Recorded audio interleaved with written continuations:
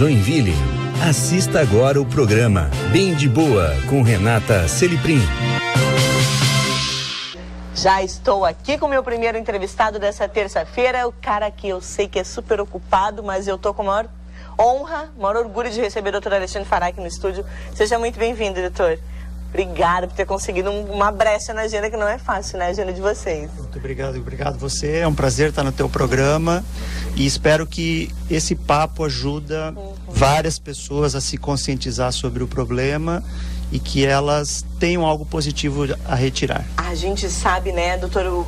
Vamos começar do início para quem não... Quem sofre, infelizmente, com a doença já sabe como ela funciona. Mas muitas mulheres têm dúvida, né? O que é, doutora, a endometriose? Bom, a endometriose é uma doença inflamatória, atinge a região pélvica da mulher e ela vai se manifestar basicamente com duas formas. Ou a forma da dor, em geral com muita cólica, dor na relação sexual, e essa dor ela tende a estar relacionada ao período da menstruação, tá? Algumas pacientes, além da dor, podem ter infertilidade também, ou não tem dor e ter só infertilidade.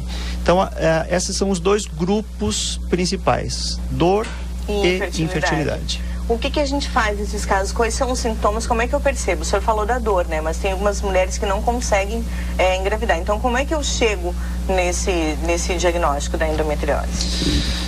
Então, o diagnóstico não é fácil, Renata. Muitas vezes ele leva vários anos até a gente conseguir chegar com certeza ao diagnóstico da endometriose.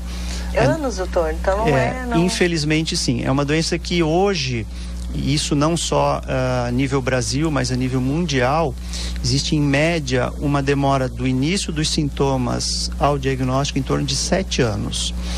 Por quê? Porque a doença ela começa aos poucos, né? Sempre houve um mito de que a mulher tem cólica, né? Que cólica é normal, né? Isso foi passado de geração em geração. E muita gente não valorizava esse sintoma, né? Aí o que normalmente acontece? Essa cólica ela vai gradativamente crescendo, aumentando de intensidade. Muitas mulheres acabam entendendo como aquilo normal, e leva um tempo para perceber o quanto ela começou a atrapalhar o seu dia a dia. Ah, entendi. A gente acaba acostumando com a dor, o que não é correto. Isso mesmo. E assim, quando a dor começa a atrapalhar, né, no trabalho, na escola, na vida sexual do casal, isso é o que normalmente vai levar essa paciente procurar o auxílio médico. Aí já está com a dor agravada? Já está normalmente com a doença mais avançada, né? A dor ela é bastante variável, sabe? A paciente ela pode ter uma sintomatologia muito intensa ou às vezes não tão intensa, mas acabar descobrindo daí a doença por um outro motivo. Entendi. A gente tem um nível de dor, de cólica que é tolerável, que a gente pode dizer, não, tá tudo certo, ou o certo é não ter a dor durante a menstruação? Não, ter cólica até certo ponto é normal, né? Quais são os parâmetros que a gente acaba utilizando? Assim, você tinha um tipo de dor, você usava, digamos, uma quantidade X de medicação e aquilo resolvia a sua dor, você não precisava se afastar das suas atividades, né? E de repente você começa a perceber, não, eu estou consumindo mais medicação, eu já não consigo mais cumprir as minhas obrigações, eu não consigo ir para o trabalho, ou eu estou indo no sacrifício para o trabalho. Então essa coisa tênue assim é que vai crescendo, né? Quadros mais graves, vamos dizer, eles normalmente vão se manifestar também com queixas daí intestinais. Então a mulher passa a ter dor para evacuar no período menstrual, diarreia menstrual, dor para urinar. Então tem outros sintomas que podem começar a florear o quadro, né? Entendi. Quanto tempo dura? Por exemplo, eu tenho pouquíssima cólica. Primeiro dia, talvez, depois não... Tem mulheres que sentem todo o período menstrual? A tendência da endometriose é a dor se repetir todos os ciclos, especialmente na vigência do sangramento, mas já pode ter um pouco de dor antes também, ou às vezes até após o término da menstruação. Um outro sintoma que chama bastante atenção também é a dor na relação. Tá. Então a paciente começa a perceber que ela, em algumas relações, ou na maioria das relações, começa a ter dor e aquilo começa a atrapalhar a qualidade de vida sexual do casal. Entendi. O doutor falou no início da entrevista de duas vertentes, né? Uma da cólica e da dor na relação, como o doutor está falando, e outra da infertilidade. Vamos falar separadamente primeiro da endometriose, quando tem esses sintomas, que são as dores, as cólicas e a dor na relação. Tem tratamento? O que a gente faz quando vai para esse ponto? Então, normalmente o tratamento a gente acaba separando assim, os pacientes que querem engravidar ou que não querem engravidar, né? Se você não está querendo engravidar no momento, a ideia inicial do tratamento qual é? Fazer um bloqueio hormonal. Então você entra normalmente são anticoncepcionais, né? Para que você reduza as menstruações. Reduzindo a menstruação, você reduz o processo inflamatório e reduz a dor, tá? Isso é suficiente para um grande número de pacientes, mas não para todas, né? Então algumas não toleram a medicação ou mesmo que tolerem, mas a dor acaba não melhorando. Não diminui. E aí essas pacientes vão para cirurgia. Então o tratamento ele pode ser clínico, com medicamento, ou cirúrgico. A cirurgia seria o que, doutor? A cirurgia é feita por vídeo, é uma videolaparoscopia, e o objetivo da cirurgia é remover as lesões de endometriose, ou seja, todas as lesões que você vê durante o procedimento cirúrgico. Claro que você já vai para a cirurgia com ultrassom, às vezes com ressonância, com exames para tentar dimensionar o seu problema, né? Mas o objetivo cirúrgico é tirar lesão. Quanto mais lesões você tira, maior a chance de sucesso, de melhora da dor. Entendi. Então a endometriose são lesões que a gente tem, e aí dá para fazer a retirada. Dá. Entendi. Com relação à infertilidade, a endometriose leva à infertilidade em alguns casos? Sim, a endometriose é um dos fatores de risco para infertilidade, mas é importante deixar claro que assim, endometriose não é sinônimo de infertilidade, né? Porque você pode ter endometriose e agora eu vou decidir engravidar e engravidar tranquilamente, né? Estima-se que 40% das pacientes com endometriose terão dificuldades para engravidar. 40%. 40%. Então 60% teoricamente engravida sem nenhuma intervenção, né? Engravidam naturalmente, e 40% vai precisar de alguma ajuda.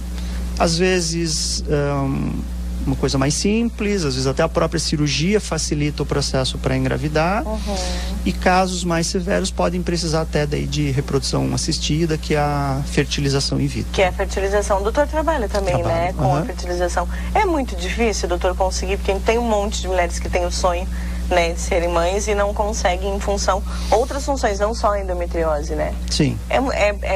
Vai depender de cada caso, vai ter que entender, né?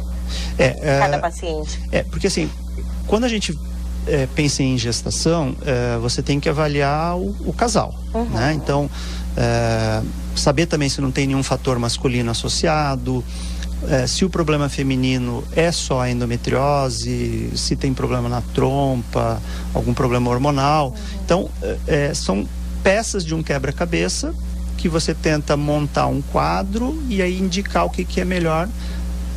E o doutor faz a avaliação com os dois? Sempre com os dois. Sempre que o casal está com alguma dificuldade, é obrigatória a investigação do casal. Mesmo que a paciente já venha para a gente com um diagnóstico, por exemplo, da endometriose, obrigatoriamente você tem que avaliar o parceiro também. O doutor já teve pacientes que tiveram a endometriose e conseguiram engravidar? Sim. Muitas, aquilo que a gente estava conversando, assim, muitas sem dificuldade nenhuma, sem interferência nenhuma, né? Algumas apenas com auxílio de medicação ou com a própria cirurgia. Então fazem a cirurgia para melhorar a dor, né? E logo depois já tentam engravidar e vão conseguir. E Infelizmente tem os casos ruins também, né, que não engravidam, às vezes não conseguem nem com a reprodução assistida engravidar. Engravidar. Aí não... Aí é difícil. Não tem. Doutor, a gente recebeu alguns profissionais outras vezes aqui no programa e todos, alguns, né, a maioria defendendo não o fim, mas não precisar mais menstruar, né? O que tem trazido muita dificuldade para as mulheres. A questão da TPM, a questão da cólica. A endometriose não tem nenhuma ligação com o fato da mulher, da menstruação da mulher, menstruando muito, menstruando pouco ou não menstruando mais? A endometriose é uma doença que tem ligação com a menstruação, né? Esse conceito mais moderno de reduzir menstruação, isso vem de encontro também a um benefício para esse tipo de doença, né? Menstruar é bom, é necessário? Hoje a gente sabe que não, né? Tem mulheres que se sentem melhor menstruando, né? Mas a gente percebe no dia a dia assim que uma grande parcela delas vai ter benefício ou bloqueando a menstruação ou reduzindo a menstruação, né? Por que a endometriose acaba melhorando? Porque a menstruação, assim como a endometriose, é um processo inflamatório. Então, quanto mais sangue você tem, quanto mais dias de sangramento, a tendência é você sofrer mais com a doença. O doutor defende, então, também que a gente busque métodos que reduzam... Sim. Veja só, Renata, isso não é uma coisa que sim, a gente pode generalizar. Exato, é bom para 100%. Não é, né? Tem que ter uma avaliação. Tem pessoas que não toleram, né? Que os efeitos colaterais às vezes superam os benefícios, né? O que eu sempre digo para paciente é assim: coloque numa balança. Se você está tendo mais benefício do que prejuízo usando, use. Né? A longo prazo é bom.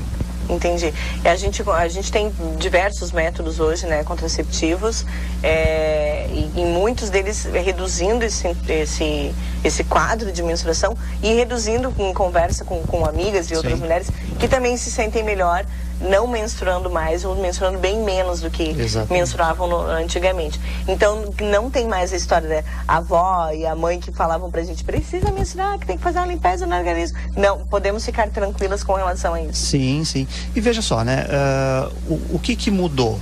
As nossas avós, as nossas mães engravidavam cedo, né, e tinham um número de gestações bem maiores, né? Hoje o perfil mudou. O que a mulher quer? Ela quer menos gestações, normalmente gestações mais tardias, né? Eu fui mãe com 32. Exato. Então, o que acaba acontecendo? A mulher de hoje, se ela não fizer nada, ela vai ter um número de menstruações muito, muito maior do que as gerações antigas, né? Então, é bom, é necessário menstruar? Não é. Entendi. Né? Então, a melhor dica que o doutor pode dar é procurar, né, doutor, um especialista, um profissional mesmo, né? E individualizar, de confiança, né? E ver cada caso. Isso mesmo. A gente vai ter a certeza de qual método contraceptivo é o melhor, né? Qual a indicação, se prolongar, diminuir, prolongar não, de reduzir o período menstrual. E ninguém tem que se acostumar com dor, né, doutor? Não é obrigado a conviver com dor, né? Isso, né? Então você que está nos assistindo aí, não conviva com dor, meu amor. Pensa sempre nisso, tá? Se tá doendo demais em período de cólica, tá incomodando na relação, tem alguma coisa errada. A princípio, sim. Temos então que procurar aí um especialista para ter a certeza do melhor tratamento pra gente. E como o doutor falou, a endometriose não está ligada diretamente à infertilidade. Exato. Vai ter que ter toda uma avaliação aí para saber, porque às vezes bate um desespero na gente, né? Sim. A mulher que quer ser mãe, principalmente, né, doutor? E logo, né? Parou, ela quer, no outro mês tá grávida. Isso, né? E ter essa calma, não é, doutor? Às vezes demora mesmo, né? Sim. Então, ter essa calma, essa tranquilidade aí, tá? Procura o teu médico de confiança, especialista, para saber direitinho aí, né, como é que você faz para levar a tua vida da melhor maneira. Não se acostuma com dor, meu amor. E aí saber, né, o que é melhor aí pra ti, se tu tá pensando em engravidar, como é que vai funcionar tudo. Especialistas aí podem ajudar vocês a chegarem a no nível que vocês querem, até a vida que vocês querem. Doutor, obrigada pela tua visita. Te convidar para vir outras vezes, O programa está de portas abertas para receber o doutor. Com certeza, estarei aqui a seu convite. Um prazer. Querido, a gente pode bater um papo sobre infertilidade? O que o senhor acha? Acho muito legal. Manda tua dúvida pra gente, coloca aqui na tela aí pra mim o arroba do programa.